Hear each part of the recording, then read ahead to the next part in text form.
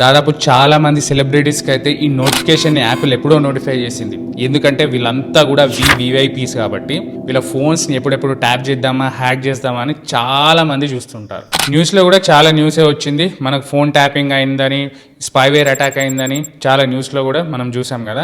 So ఇట్లా జరిగినప్పుడు మనం తీసుకోవాల్సిన స్టెప్స్ ఏంటి, వాటి నుండి మన ఫోన్ని ఎలా ప్రివెంట్ చేసుకోవాలనేది చూద్దాం. ఇప్పుడు మీకు ఎట్టి పరిస్థితుల్లో ఈ నోటిఫికేషన్ అనేది రావద్దు. వస్తే మాత్రం ఈ సైట్ అయితే ఓపెన్ చేసి వెంటనే యాపిల్ సపోర్ట్ని కాంటాక్ట్ అవ్వాల్సి ఉంటుంది.